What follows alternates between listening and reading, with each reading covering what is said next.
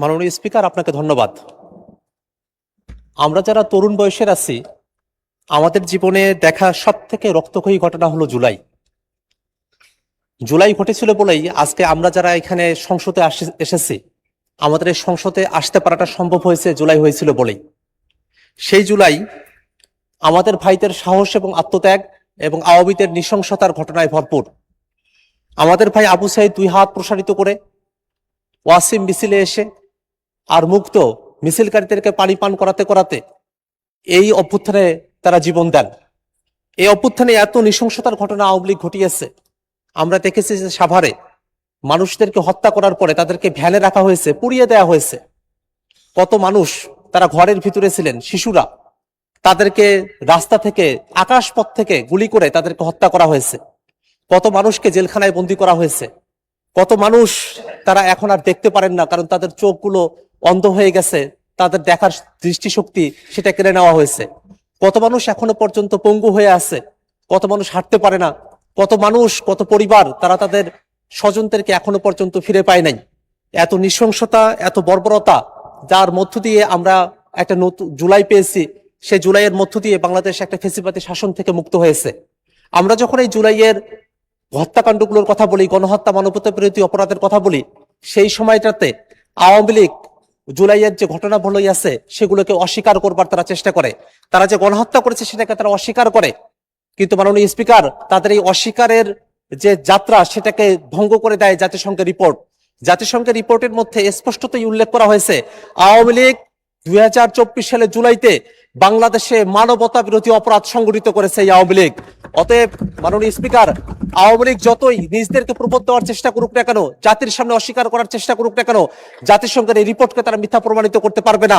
আমাদের যেসব শহীদ পরিবারগুলো এখনো জীবিত আছে, আমাদের যেসব পঙ্গু ভাইয়েরা এখনো জীবিত আছে, তাদের রক্তের ওপর দিয়ে তারা জুলাইকে অস্বীকার করবার সাহস করতে পারবে না। মাননীয় স্পিকার, অত্যন্ত দুঃখ লাগে একটা বিষয় মাননীয় স্পিকার, আমাদের এই সংসদেও এমন 2-1 জন সরকার দলীয় সংসদ সদস্য আছেন যারা আওয়ামী লীগের বয়ানে বক্তব্য দেয় জুলাইকে কেন্দ্র করে। মাননীয় স্পিকার, পুলিশের খুন নিয়ে তারা কথা বলে, কিন্তু এই জুলাইতে এই যে হাজারো মানুষ শহীদ হয়ে গেলেন, তাদের জন্য তাদের মধ্যে কোনো মমত্ববোধ, কোনো সহানুভূতি তাদের মধ্যে জাগ্রত হয় না। মাননীয় স্পিকার, মাননীয় স্পিকার, আওয়ামী লীগের যে ষড়যন্ত্র তত্ত্ব আছে, মেটিকুলাস ডিজাইনের যে কথাগুলো তারা বলে মাননীয় স্পিকার, সেই ধরনের বক্তব্য তথ্য দিয়ে আমাদের এখানে অনেক সংসদ সদস্য তারা কথা বলেন মাননীয় স্পিকার। কিন্তু মাননীয় স্পিকার, বাংলাদেশে সংগঠিত হওয়া সকল গণঅভ্যুত্থানের মধ্যে সব থেকে জনগণের অংশগ্রহণ বেশি ছিল। সমাজের নানা অংশের সকল শ্রেণী পেশার মানুষের, একে প্রবাসী থেকে শুরু করে দেশের মধ্যে যারা আছে, সকলের অংশগ্রহণে যে অভ্যুত্থানটা সংগঠিত হয়েছিল, গণমানুষের আন্দোলন সংগঠিত হয়েছিল, সেটা জুলাই। মাননীয় স্পিকার, মাননীয় স্পিকার, এই যে জুলাইয়ে এত মানুষ জীবন দিল, এত মানুষকে খুন করা হলো, তাদের বিচারের কি গতি প্রকৃতি, সেই দিকে যদি আমরা একটুখানি তাকাই মাননীয় স্পিকার, তাহলে আমাদেরকে হতাশ হতে হয় মাননীয় স্পিকার। জুলাইতে যারা হত্যাযজ্ঞ করেছিল, গণহত্যা চালিয়েছিল, মানবতা বিরোধী অপরাধ করেছিল, তাদেরকে এখনো পর্যন্ত আমরা কোনো শাস্তি কার্যকর করতে দেখে নেই মাননীয় স্পিকার।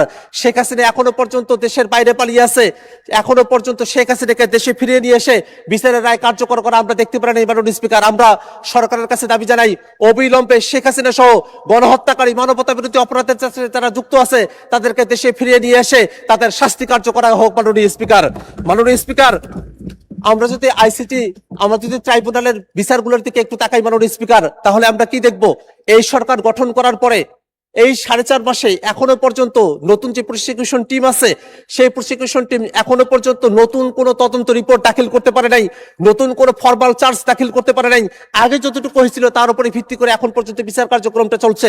মাননীয় স্পিকার, আমরা সরকারের কাছে বিনীতভাবে জানতে চাই, নতুন যে প্রসিকিউশন টিম, তাদেরকে কি কাজ দ্রুত গতিতে আগানোর কোনো নির্দেশনা সরকারের তরফ থেকে দেওয়া হয়েছে? যদি না হয়ে থাকে, তাহলে এই টিমকে শক্তিশালী করার জন্য যে ধরনের পদক্ষেপ নেওয়া দরকার, সেই পদক্ষেপগুলো নেওয়ার জন্য আমরা সরকারের কাছে আহ্বান জানাই মাননীয় স্পিকার। এখনো পর্যন্ত যে মাত্র 23 জন এখনো পর্যন্ত 20 জনের মতো প্রসিকিউশন টিমে আছে। এত মামলা, এখানে 450-এর উপরে এখানে কমপ্লেন জমা হয়েছে, এখনো পর্যন্ত 100টা মামলাও এখনো বিচারের আওতায় আসে নাই। আমরা সরকারের কাছে আহ্বান জানাবো, প্রসিকিউশনের টিমের সংখ্যা বাড়িয়ে, আদালতের সংখ্যা বাড়িয়ে, ট্রাইব্যুনালের সংখ্যা বাড়িয়ে, সেখানে আইওদের সংখ্যা বাড়িয়ে, যত ধরনের ফেসিলিটিস দরকার আছে সমস্ত ফেসিলিটিস গুলো দিয়ে এই বিচারটা যাতে তড়িৎ গতিতে করা হয়, সেজন্য আমরা সরকারের কাছে আহ্বান জানাই মাননীয় স্পিকার। মাননীয় স্পিকার, সম্প্রতি একজন গণহত্যাকারী, মানবতা বিরোধী অপরাধের অপরাধীকে আমরা দেখেছি যে কোর্ট 10 বছরের জন্য সাজা দিয়েছে।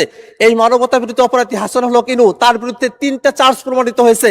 3টা চার্জে আলাদা আলাদা করে 10 বছর 10 বছর 10 বছর করে 30 বছরের সাজা হওয়ার কথা ছিল। কনকারেন্টলি মাত্র 10 বছরে সেটাকে সীমাবদ্ধ করে ফেলা হয়েছে। মাননীয় স্পিকার, আমরা সরকারের কাছে আহ্বান জানাই, সরকার যেন আপিল করার মধ্য দিয়ে যেভাবেই সম্ভব হোক না কেন, যারা এই গণহত্যার সাথে সংযুক্ত আছে, যারা মানবতা বিরোধী অপরাধের সাথে সংযুক্ত আছে, তাদের সর্বোচ্চ শাস্তি কার্যকর করার দিকে উদ্যোগ গ্রহণ করে, সেজন্য আমরা সরকারের কাছে আহ্বান জানাই। মাননীয় স্পিকার, আওয়ামী লীগের বিচার নিয়ে বলা হয় যে দল আওয়ামী লীগ তারা দলগতভাবে এই গণহত্যা সংগঠিত করেছিল। সেই আওয়ামী লীগের দলগত বিচারের কি অবস্থা? আমাদের মাননীয় স্বরাষ্ট্রমন্ত্রী বলেছিলেন যে সেই ব্যাপারে তদন্ত চলছে, কিন্তু আসলে বাস্তবতা হলো সেই তদন্তের কোনো কার্যকারিতা এখনো পর্যন্ত নেই। সেই তদন্ত এখনো পর্যন্ত ঢিমে তালে চলছে, সেই তদন্ত এখনো পর্যন্ত আলোর মুখ দেখে নাই। আমরা সরকারের কাছে আহ্বান জানাবো, অবিলম্বে দল হিসেবে আওয়ামী লীগ এর বিচার কার্যকর করার সমস্ত ধরনের পদক্ষেপ সরকারকে গ্রহণ করতে হবে। মাননীয় স্পিকার, এটা তো হলো আইসিটির ভিতরের কথা।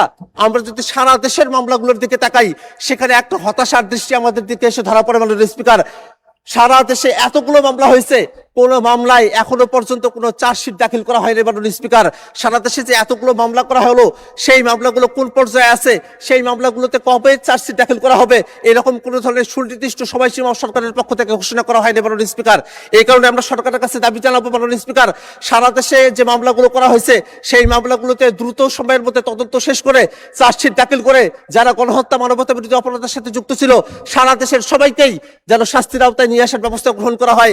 সেজন্য আমরা সরকারের কাছে আহ্বান জানাই। মাননীয় স্পিকার, আমাদের এই জুলাইতে এত মানুষের আত্মত্যাগ, সে আত্মত্যাগ গুলোকে যেন আমরা ভুলে না যাই। একটা নতুন বাংলাদেশ গড়ার জন্য তারা আত্মত্যাগ করেছিলেন, নতুন একটা শাসন কাঠামোর জন্য তারা আত্মত্যাগ করেছিলেন। সেই শাসন কাঠামো বাংলাদেশে আসবে যদি আমরা গণভোটের গণরায়কে মেনে নিই। মাননীয় স্পিকার, সে কারণে সরকারের কাছে সেই আহ্বানটা রেখে আমি আমার বক্তব্য এখানে শেষ করছি। মাননীয়